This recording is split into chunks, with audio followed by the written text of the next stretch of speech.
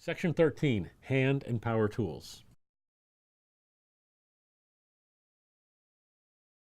Power tools shall be of a manufacturer listed by a nationally recognized testing laboratory for the specific application for which they are to be used. Hand and power tools shall be used, inspected, and maintained in accordance with the manufacturer's instructions and recommendations, and shall be used only for the purpose for which designed. A copy of the manufacturer's instructions and recommendations shall be maintained with the tools. Hand and power tools shall be inspected, tested, and determined to be in a safe operating condition before use. Continued daily inspections shall be made to ensure safe operating condition and proper maintenance. Hand tools are covered in Section 13.A.02a, b, and c. Grinding and abrasive machinery are covered in Section 13b. Power saws and woodworking machinery are covered in Section 13.c. Pneumatic power tools, Section 13.d. Explosive-Actuated tools, Section 13.e. Chainsaws, Section 13.f. Abrasive blasting equipment, Section 13.g. And power-driven nailers and staplers are in Section 13.h. Silica is a mineral that is found in stone, soil, and sand. It is also found in concrete, brick, mortar, and other construction materials. Breathing in silica dust can cause silicosis, a serious lung disease. Using a handheld masonry saw to cut concrete, stone, brick, and similar materials can expose workers to hazardous levels of airborne silica. The small particles easily become suspended in the air and, when inhaled, penetrate deep into the worker's lungs. There are two main methods used to control silica dust while operating a handheld saw: wet cutting or vacuum dust collection systems. This slide shows various methods of controlling silica exposures in construction.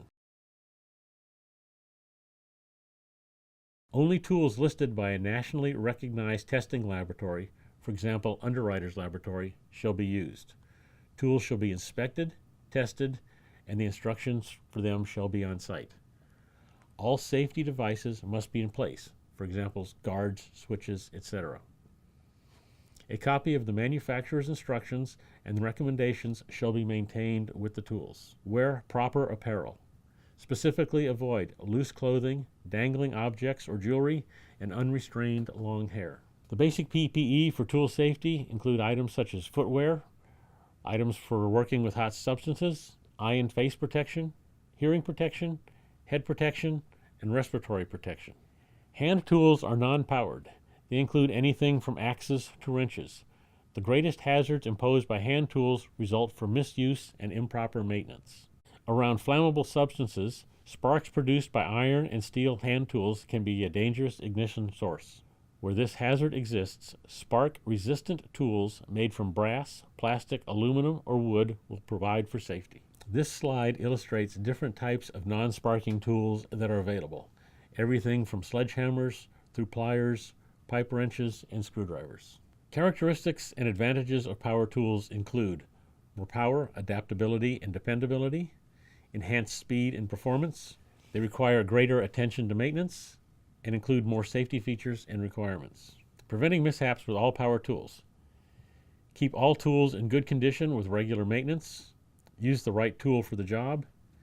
Examine each tool for damage before use. Operate according to the manufacturer's instructions. Provide and use the required personal protective equipment. Be aware of all power lines, electrical circuits, water pipes, other mechanical hazards in the work area, especially below the work surface, which may be hidden from the operator's view. There are many types of power tools. The power or energy source may include electric, pneumatic, liquid fuel, hydraulic, or powder-actuated. Electric power tools shall be UL approved. 3-wire or double insulated electrical tools should be operated within their design limitations. Gloves, if kept clear of rotating parts, and safety footwear are recommended during the use of electric tools. When not in use, tools should be stored in a dry place. Electric tools should not be used in damp or wet locations. The following safety requirements apply to abrasive wheel tools. Portable grinders must have safety guards. Always use eye protection. Ensure the RPM of the grinding disc is not less than the RPM of the grinder. A ring test shall be performed before mounting abrasive wheels. Grinding wheels shall not be operated in excess of their rated speed. This table can be used as a checklist to determine abrasive wheel safety. It includes a number of items to do and a number of items not to do. The following safety requirements apply to portable circular saws. Safety goggles or safety glasses with side shields shall be worn. Use a dust mask in dusty work conditions.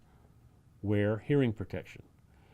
The blade safety guard shall be in place above and below the saw blade. Pneumatic tools are powered by compressed air that include chippers, drills, hammers, jackhammers, and sanders. One of the dangers is being hit by an attachment of a fastener used with this tool. Safety clips or retainers shall be installed and maintained on pneumatic, impact, or percussion tools to prevent attachments from being accidentally expelled. Eye protection is required and a face shield is recommended.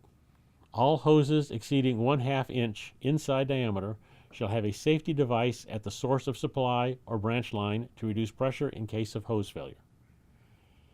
Compressed air pressures and volume shall be regulated according to the manufacturer's rating for the tool. Only qualified operators shall operate explosive-actuated tools. A qualified operator is one who has been trained by an authorized instructor, one who has been trained, authorized, and provided an authorized instructor's card by the tool manufacturer or by an authorized representative of the tool manufacturer, passed a written examination provided by the manufacturer of the tool, and possesses a qualified operator's card supplied by the manufacturer and issued and signed by both the instructor and the operator. Each tool shall be provided with the following: operator's instruction and service manual, power load and fastener charts, tool inspection record, and service tools and accessories. If the powder-actuated tool misfires, the employee shall wait 30 seconds, then try firing again. If the tool will not fire after a second attempt, the employee shall wait at least another 30 seconds before removing the faulty cartridge. The faulty cartridge shall be placed in water until disposal. Disposal shall follow manufacturer's instructions. The following safety requirements apply to chainsaws. They shall be equipped with an automatic chain brake or kickback device. Nailers shall have a safety device on the muzzle to prevent the tool from ejecting fasteners unless the muzzle is in contact with the work surface.